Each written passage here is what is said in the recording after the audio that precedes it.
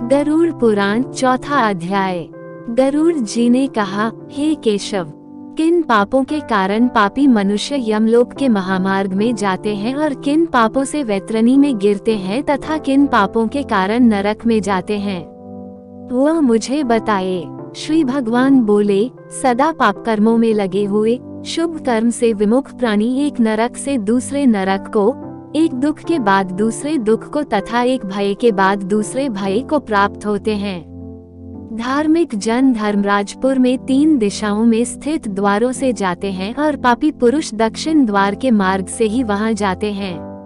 इसी महादुखदायी दक्षिण मार्ग में वैतरणी नदी है, उसमें जो पापी पुरुष जाते हैं उन्हें मैं तुम्हें बताता हूँ। जो ब्राह्मणों की हत्या करने वाले, सुरापान करने वाले, गोघाती, बाल हत्यारे, स्त्री की हत्या करने वाले, गर्भपात करने वाले और गुप्त रूप से पाप करने वाले हैं, जो गुरु के धन को हरण करने वाले, देवता अथवा ब्राह्मण का धन हरण करने वाले, स्त्री द्रव्यहारी, बाल द्रव्यहारी हैं, जो ऋण लेकर उसे न लौटाने वाले, धरोहर का अपहरण करने वाले, विश्वासघात करने वाले, विषान देकर मार डालने वाले, दूसरे के दोष को ग्रहण करने वाले, गुणों की प्रशंसा न करने वाले, गुणवानों के साथ डाह रखने वाले, नीचों के साथ अनुराग रखने वाले, मूढ़, सत्संगति से दूर रहने वाले हैं, जो तीर्थों, सज्जनों, सत्कर्मों, गुरुजनों और देवताओं की निंदा करने वाले हैं, पुराण, वेद, मीमांसा, न्याय और वेदांत को दूषित करने वाले हैं, दुखी व्यक्ति को देखकर प्रसन्न होने वाले, प्रसन्न को दुख देने वाले, दुर्वचन बोलने वाले तथा सदा दूषित चित्तवृत्ति वाले हैं, जो हितकर वाक्य और शास्त्रीय वचनों को कभी न सुनने वाले, अपने को सर्वश्रेष्ठ समझने वाले, घमंडी, मूर्ख होते हुए अपने को विद्वान समझने वाले हैं। ये तथा अन्य बहुत पापों का अर्जन करने वाले अधर्मी जीव रात दिन रोते हुए यम मार्ग में जाते हैं। यमदूतों के द्वारा पीटे जाते हुए वे पापी वैतरणी की ओर जाते हैं और उसमें गिरते हैं। ऐसे उन पापियों के विषय में मैं तुम्हें बताता हूँ, जो माता, पिता, गुरु, आचार्य तथा पूज्य जनों को अपमानित करते हैं, वे मनुष्य वैतरणी में डूबते हैं।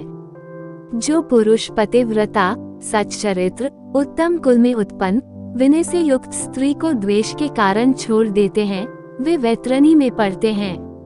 जो हजारों गुणों के होने पर भी सत्पुरुषों में दोष का आरोपण करते हैं और उनकी अवहेलना करते हैं, वे वैतरणी में पड़ते हैं। वचन दे करके जो ब्राह्मण को यथार्थ रूप में दान नहीं देता है और बुला करके जो व्यक्ति नहीं है ऐसा कहता है, वे दोनों सदा वैतरणी में निवास करते हैं। स्वयं दी हुई वस्तु का जो अपहरण कर लेता है, दान देकर पश्चाताप करता है, जो दूसरे की आजीविका का हरण कर लेता है, दान देने से रोकता है, यज्ञ का विध्वंस करता है, कथा भंग करता है, क्षेत्र की सीमा का हरण कर लेता है और गोचर भूमि को जोतता है, वो वैतरणी में पड़ता है।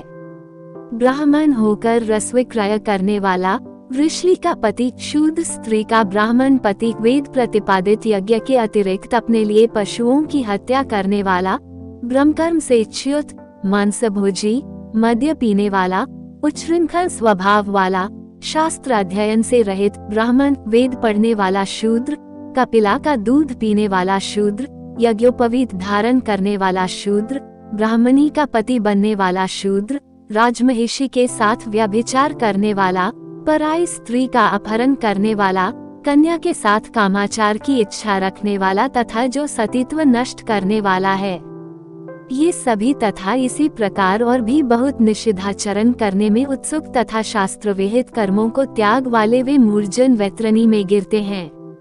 सभी मार्गों को पार करके पापी यम के भवन में पहुंचते हैं और पुनः यम की आज्ञा से आकर दूत लोग उन्हें वैतरणी में फेंक देते हैं। हे खगराज, यह वैतरणी नदी कष्ट प्रदान करने वाले सभी प्रमुख नरकों में सर्वाधिक कष्टप्रद है, इसलिए यमदूत पापियों को उस वैतरणी में फेंकते हैं। जिसने अपने जीवन काल में कृष्णा काली गाय का दान नहीं किया अथवा मृत्यु के पश्चात जिसके उद्देश्य से बांधवों द्वारा कृष्णा गौ नहीं दी गई तथा जिसने अपनी और्ध्वदायिक क्रिया नहीं कर ली या जिसके उद्देश्य से और्ध्वदायिक क्रिया नहीं की गई हो, वे वैतरणी में महान दुख भोग करके वैतरणी तट स्थित शाल्मली वृक्ष में जाते हैं।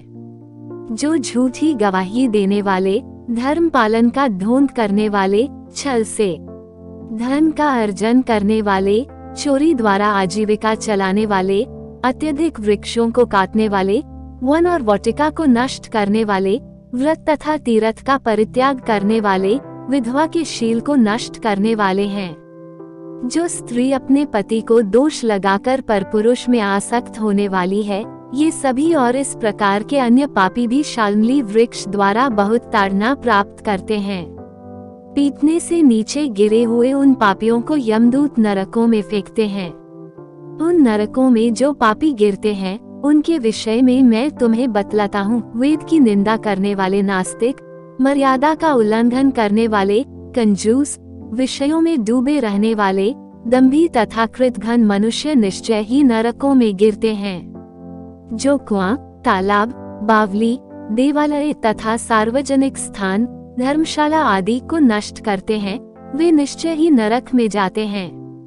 स्त्रियों, छोटे बच्चों, नौकरों तथा श्रेष्ठ जनों को छोड़कर एवं पितरों और देवताओं की पूजा का परित्याग करके जो भोजन करते हैं, वे नरकगामी होते हैं। जो मार्ग को कीलों से, पुलों से, लकड़ियों से तथा पत्थरों एवं कांटों से रोकते हैं, निश्चय ही वे नरकगामी होते हैं।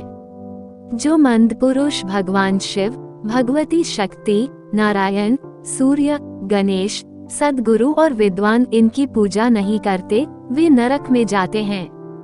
दासी को अपनी शैया पर आरोपित करने से ब्राह्मण अधोगति को प्राप्त होता है और शूद्रा में संतान उत्पन्न करने से वह ब्राह्मणत्व से ही च्युत हो जाता है।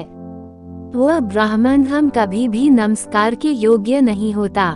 जो मूर्ख ऐसे ब्राह्मण की पूजा करते हैं, वे नरकगामी होते हैं।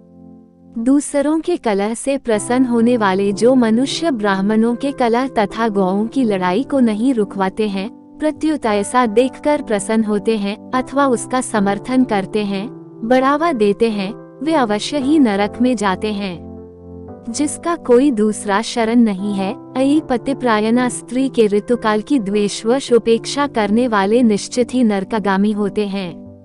जो कामांध पुरुष रजस्वला स्त्री से गमन करते हैं अथवा पर्व के दिनों अमावस्या, पूर्णिमा आदि में, जल में, दिन में तथा श्राद्ध के दिन कामुक होकर स्त्री संग करते हैं, वे नरकगामी होते हैं। जो अपने शरीर के मल को आग, जल, उपवन, मार्ग अथवा गौशाला में फेंकते हैं, वे निश्चित ही नरक में जाते हैं। जो हथियार बनाने वाले, बाण और धनुष का निर्माण करने वाले तथा इनका विक्रय करने वाले हैं, वे नरकगामी होते हैं। चमड़ा बेचने वाले वैश्य, केश योनि का विक्रय करने वाली स्त्रियां तथा विष का विक्रय करने वाले, ये सभी नरक में जाते हैं। जो अनाथ के ऊपर कृपा नहीं करते हैं, सत्पुरुषों से द्वेष करते हैं और निरपराध को दंड देते हैं, वे नरकगामी होते हैं।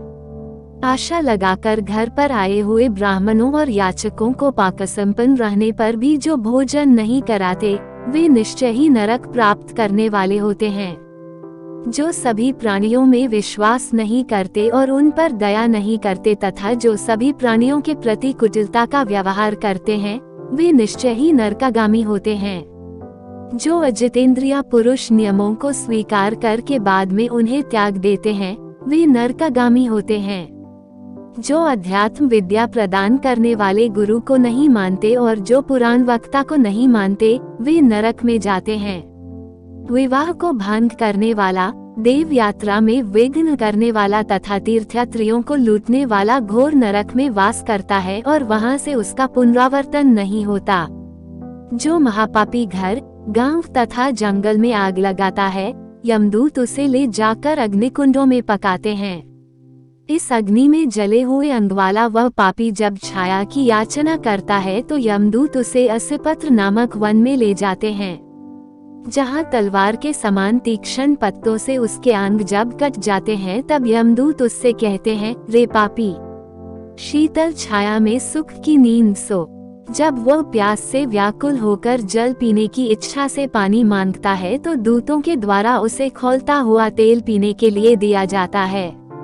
पानी पियो और अन्न खाओ, ऐसा उस समय उनके द्वारा कहा जाता है। उस अति उष्ण तेल के पीते ही उनकी आंतें जल जाती हैं और वे गिर पड़ते हैं। किसी प्रकार पुनः उठकर अत्यंत दीन की भांति प्रलाप करते हैं। विवश होकर ऊर्ध्व श्वास लेते हुए वे कुछ कहने में भी समर्थ नहीं होते। हे तार्क्ष्य, इस प्रकार की पापियों की बहुत सी यातनाएं बताई गई हैं। विस्तार पूर्वक इन्हें कहने की क्या आवश्यकता, इनके संबंध में सभी शास्त्रों में कहा गया है। इस प्रकार हजारों नर नारी नरकीय यातना को भोगते हुए प्रलय पर्यंत घोर नरकों में पकते रहते हैं। उस पाप का अक्षय फल भोगकर पुनः वहीं पैदा होते हैं और यम की आज्ञा से पृथ्वी पर आकर स्थावर आदि योनियों को प्राप्त करते हैं। वृक्ष, गुल, लता, वल्ली, गिरि पर्वत तथा तृण आदि ये स्थावर योनियां कही गई हैं। ये अत्यंत मोह से आवृत हैं। कीट, पशु पक्षी, जलचर तथा देव, इन योनियों को मिलाकर 84 लाख योनियां कही गई हैं। इन सभी योनियों में घूमते हुए जब जीव मनुष्य योनि प्राप्त करते हैं और मनुष्य योनि में भी नरक से आए व्यक्ति चांडाल के घर जन्म लेते हैं तथा उसमें भी कुष्ठ आदि पाप चिन्हों से वे बहुत दुखी रहते हैं। किसी को गलित कुष्ठ हो जाता है, कोई जन्म से अंधे होते हैं और कोई महारोग से व्यथित होते हैं। इस प्रकार पुरुष और स्त्री में पाप के चिन्ह दिखाई पड़ते हैं। इस प्रकार गरुड़ पुराण के अंतर्गत सारोद्धार में नरक प्रदान करने वाले पाप कर्म नामक चौथा अध्याय पूर्ण हुआ।